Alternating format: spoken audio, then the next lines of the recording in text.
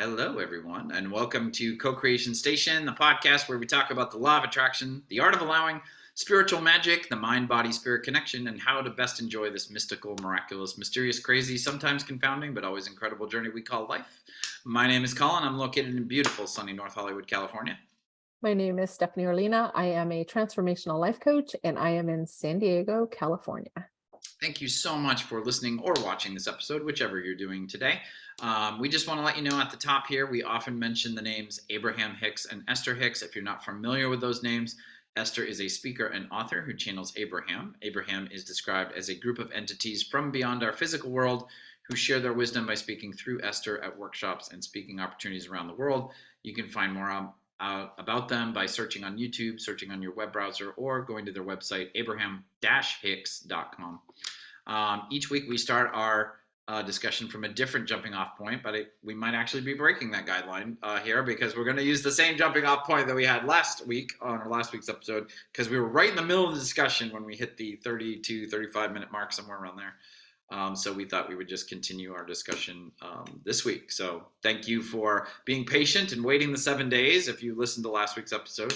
I think this will be helpful even if you hadn't listened to the other episode. But what we were talking about is something that we got on towards the end of last week where, well, we started out talking about this concept of stick with it and how you can stick with it with a good vibration and have good results, but you can also stick with it with resistance and have not so great results. But then we got into a thing about how we don't really talk about the other element other than ourselves that helps us manifest things into our lives, achieve success, achieve goals, desires, and those sorts of things. So I forget exactly what I was going to say is the problem. I've had too much. Well, we were talking about how no one really ever talks about, like the goals and the personal growth and self-help and all those like success people never talk about. It's all about, you can do this, you can make this happen, stick to it, it's possible, do these things. And they never talk about the invisible to our eyes energy that is supporting us all the time, that has our best outcomes in mind, wants for our highest goods, is always there for us, cheering us on, supporting us. Can't see it, but we can feel it. I've felt it before. I've had signs. I'm like, oh, that is definitely higher power, God, spirit talking to me. That's never spoken of, and yet it's there, guiding us, supporting us, helping us all the time. And it's this whole, I can do it. I can make this happen type thing. So we were just started talking about the energetic side. I had just gotten on this thing. Thank you for helping me remember where I was in my train of thought.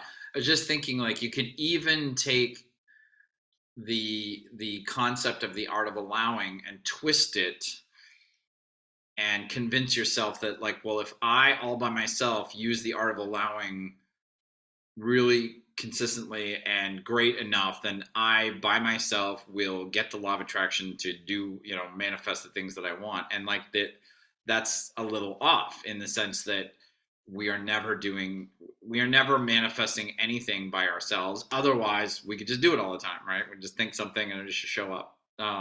But there is this other, and we're connected to this other energy, I believe, at least, we have an inner being that's connected to the larger, whatever you want to call it, God or higher self or higher being or whatever.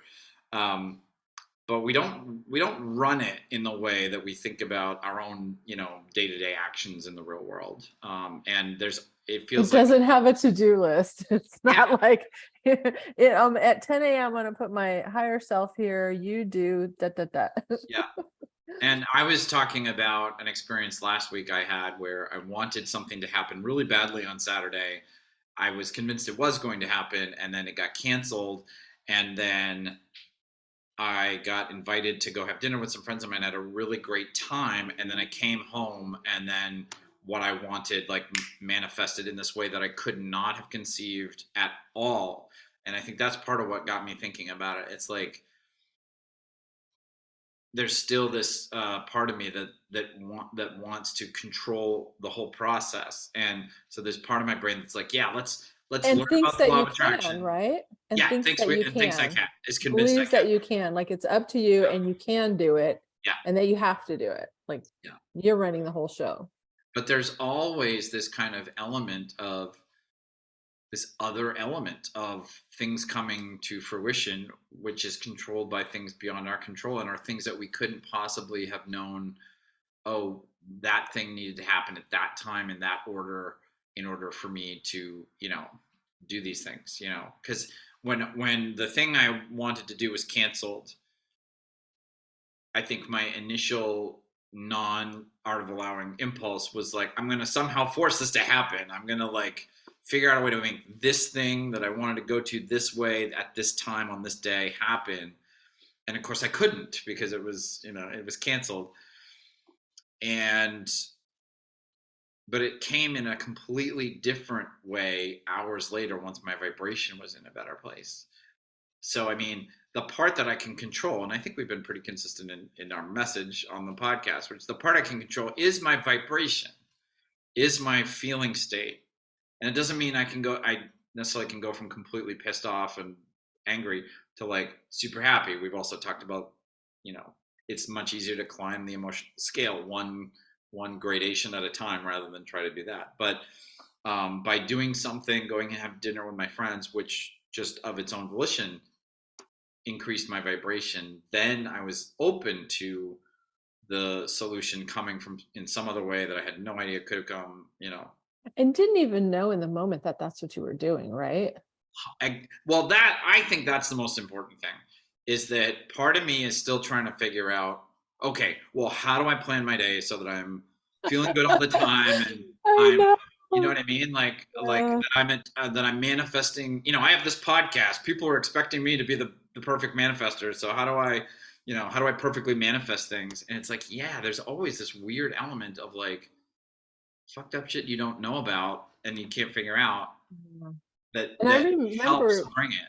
and I remember listening to you because you left a Voxer for Kelly and I, and you were just Yeah, going yeah. on, and I'm just like, I was in a good In mood when I resistance. started listening to it.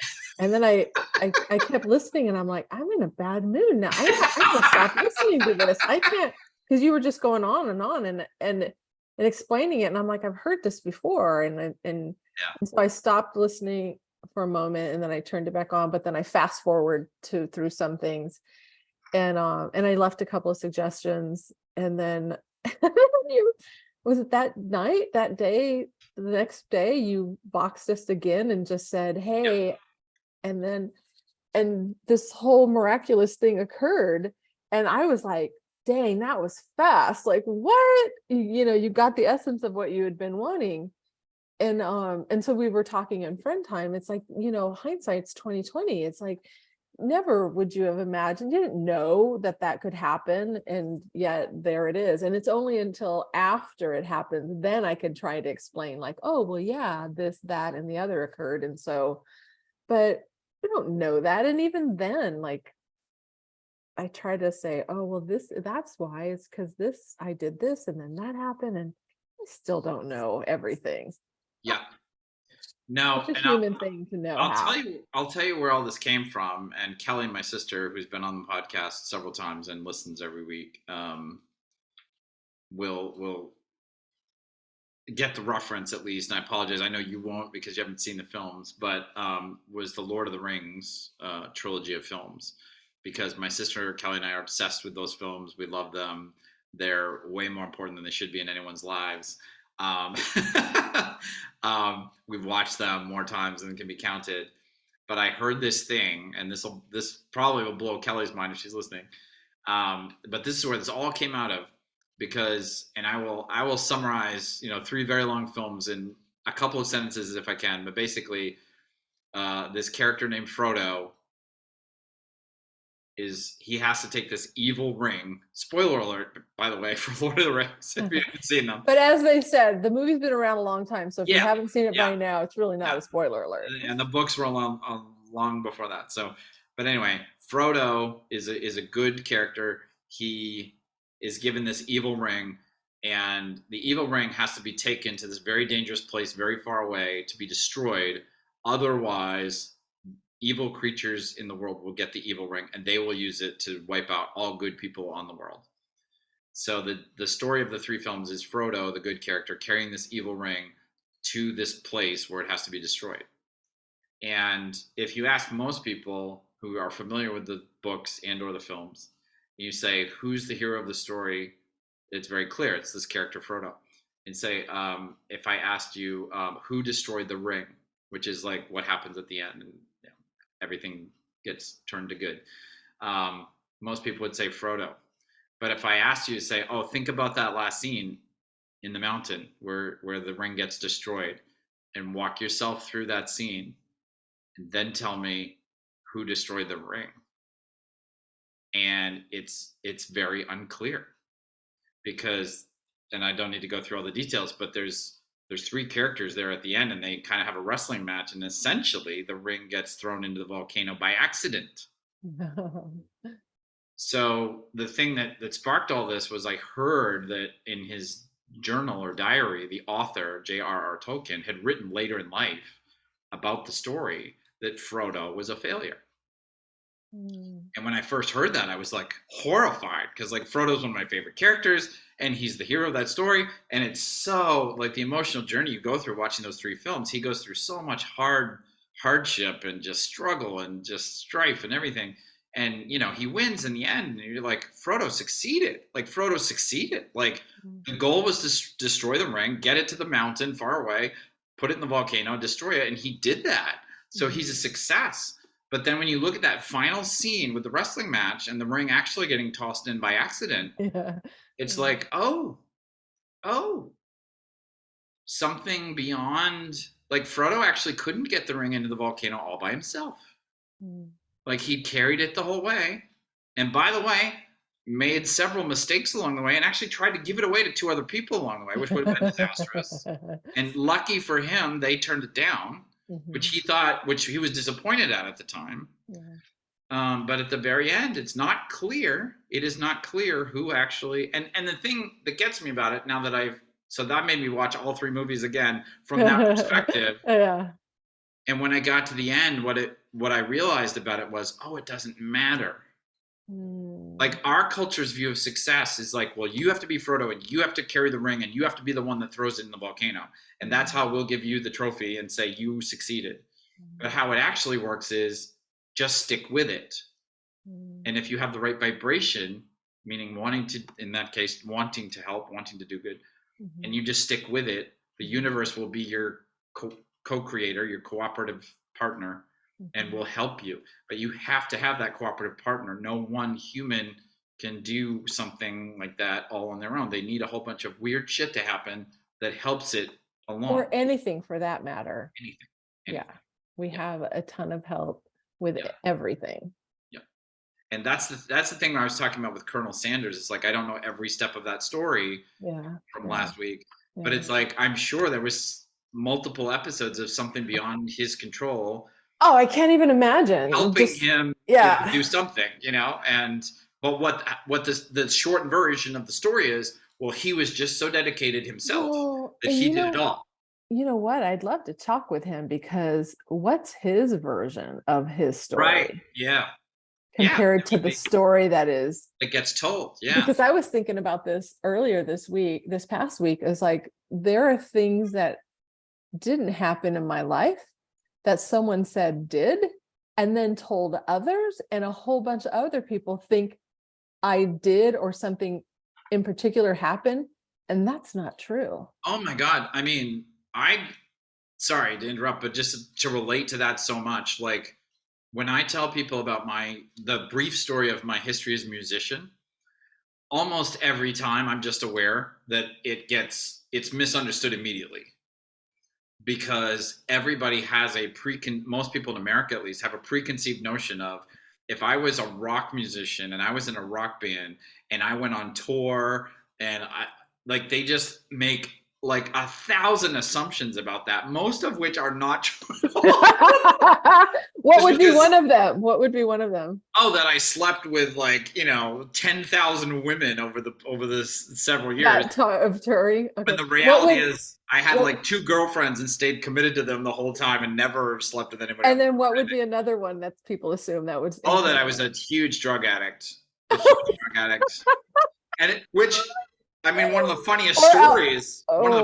stories is I mean, this is fairly early on in my first band in New York City, but I had gone to see a friend's band. This is a long story, but I had gone to see a friend's band.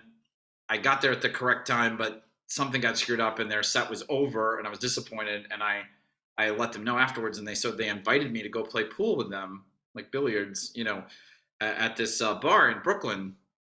And I was a huge fan of these guys. I hadn't met them personally, so I was like, oh my god, I'm gonna play pool with my heroes. This is great.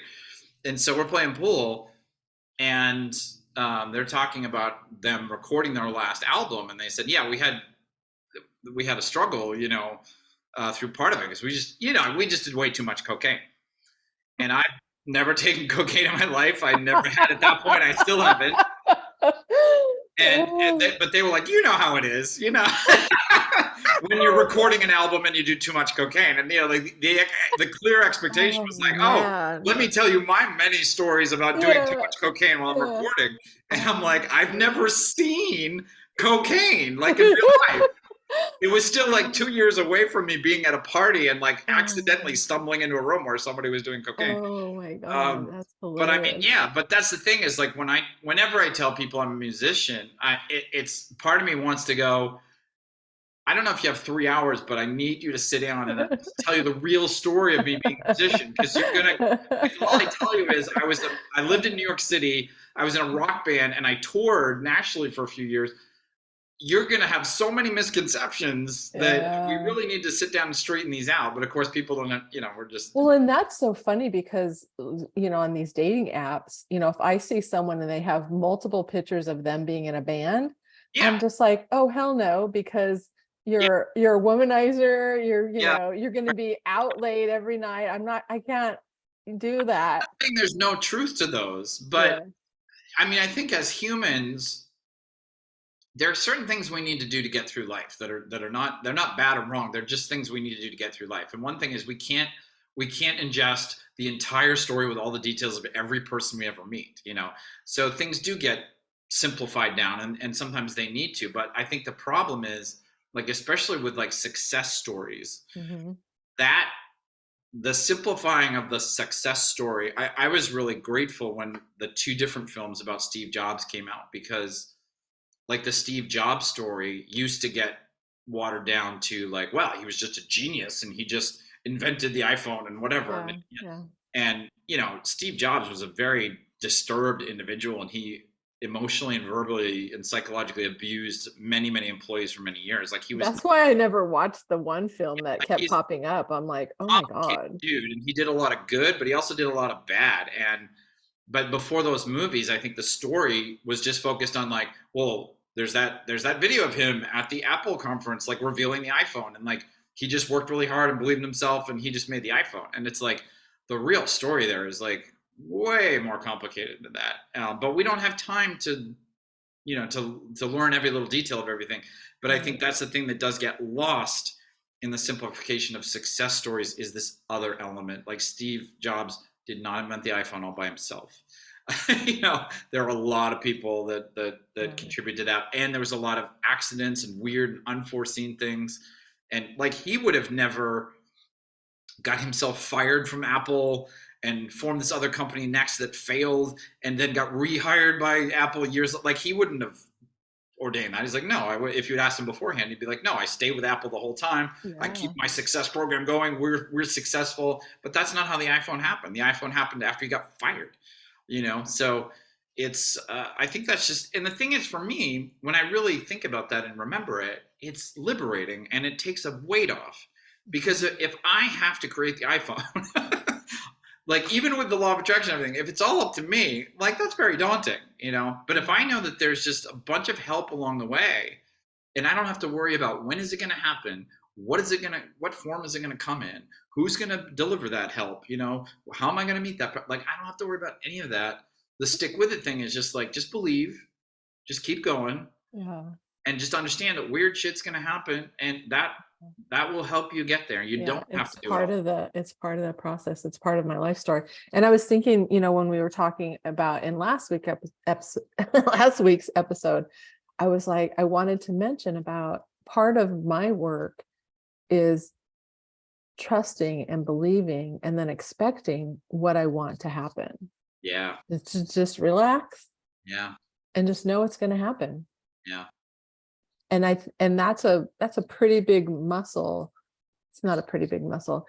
It is part of becoming a real, and that's not even accurate too, an art of allowing, person of like, just relax, yeah. Because it's gonna happen. there's a huge element of you not doing anything, and that our culture in America, at least in this day and age, is all about do. I know it really is. Yeah, because I was telling a couple weeks ago, I've been in this group, and one of the women was like, I've just realized like I do way too much. I'm over committed, just Yep. doing, and I'm getting the message from spirit to slow down. And so she decided to, at the end of June, not to be in our group anymore. And then I started thinking, because I have found this attractive for many years now, is people in other countries take siesta, Yeah. and I'm just like, and so I I practiced it a few times, not last week but the week before, and it was really nice. And I didn't really practice it this past week, and I want to get into it because it's so the art of allowing. It is so like, because after lunch I get tired, I want to take a nap, I want to just like relax for a half hour, 45 minutes. Yeah, I mean, I think that's the thing. I mean, I think the biggest element of that is just that it's uncomfortable if you're going to, because I think at least I don't know, I just keep it about myself, but like, I'm aware when I have a desire. Usually, I'm not always like aware that it's significant, but I'm usually aware of, like, if I see something I like, if I'm single and I want to be dating somebody, I'm aware of that. If my car gets old and beat up and I want a new one, I'm aware of that. If I see a nice new car on the highway that I think I would like, I'm aware of that. What's uncomfortable is to say, you know what, I'm gonna go with that desire. I'm gonna tell the universe I want that, and I'm willing to go get that. And then I'm going to have a huge part of my wanting that be do nothing. Comfortable. That is uncomfortable. I love that. My It's head was like, I mean, I loved it, but there was a part of my humanness that was like, what? yeah. Because here's what's easy. Ah, Here's what's easy. You see the car you want, you go, well, it's too expensive. I'd never get that. That's easy because it gets it out of your zone, right? Like, I'm not even going to think about it. Like, well, and to me, that's a natural, like, yeah, because my head goes in like, yeah, but we can't afford it. Or even like, if we could afford it, like, but I can't afford the upkeep on it. right, right. Yeah. Yep. And it's out of my zone. I don't even think about it anymore. So that's easy. What's also easy is I want that car, and I'm going to go home and come up with an action plan with set out steps of how I'm going to get that car. And then I'm going to follow those steps exactly every day until I get that car. That's also comfortable, right? What's uncomfortable Or is, no, it's not comfortable for me, but I think that's what I should do. right. Yeah. Right. It feels like, yeah, there's a certain amount of like, I'm doing it right. Or Like, that's what I that's the have right to way. do in order to get That's that. what I have to do. Yeah. But the tough thing is, like, yeah, I want that car. I'm going to bring that car into my life. And the first thing I'm going to do to bring that car into my life is sing my favorite song in the car right now. Like, a lot I of people love it.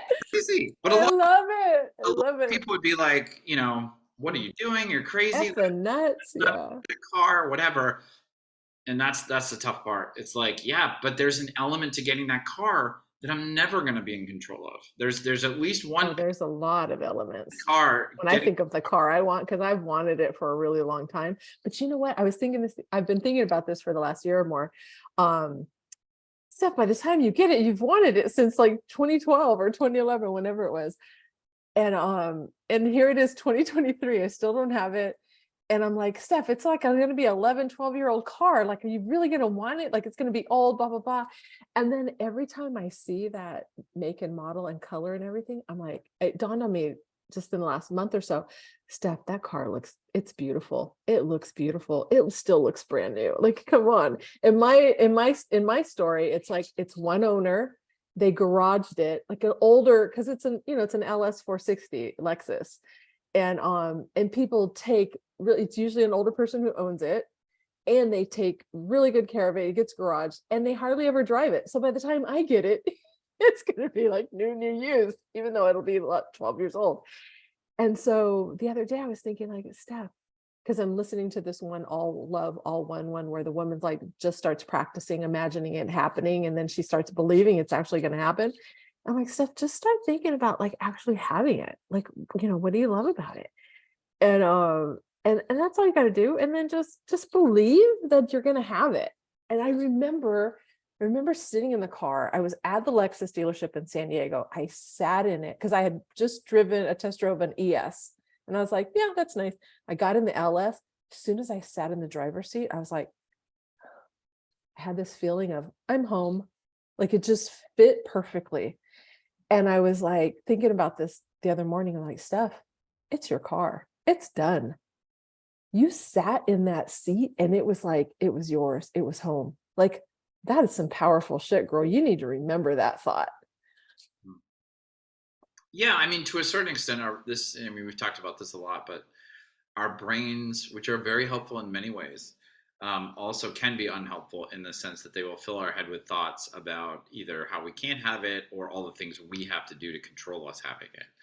And the truth is that manifesting anything into our lives is a combination of our actions and a bunch of stuff we have no idea the who, what, when, where, how of it. And Our it's actions and our vibration. and I think the other thing we've hit on though in this episode that it's going to stick with me for a while is how we tell stories. Like when we tell stories of how we got things, we ourselves change them so that it sounds like we did all the work, and it's of the work, Yeah, yeah, yeah. Um, Because I'm trying to figure out, how did I do that? Like, when something really cool happens, I'm like, well, how did that happen? What did I do? what's interesting though is the one place where that doesn't seem to happen, and I don't know what this means about our culture, but is when you ask a happy romantically linked couple how they met.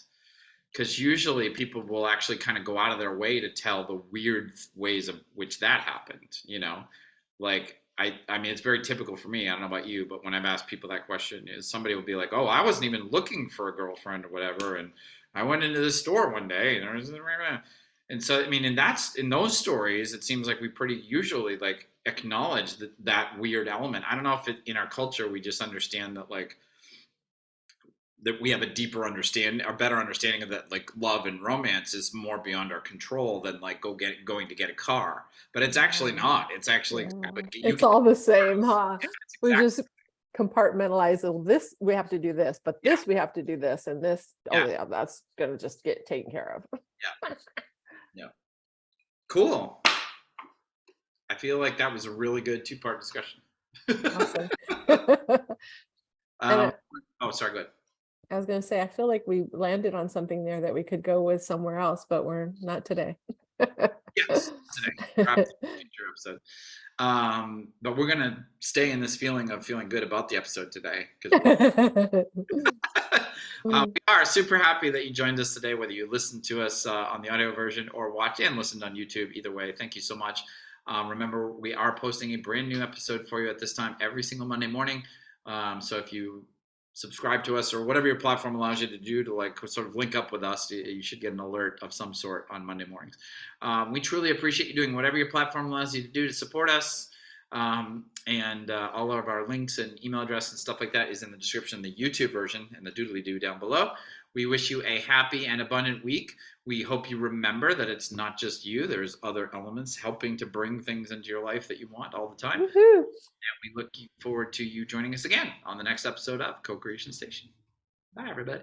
Bye.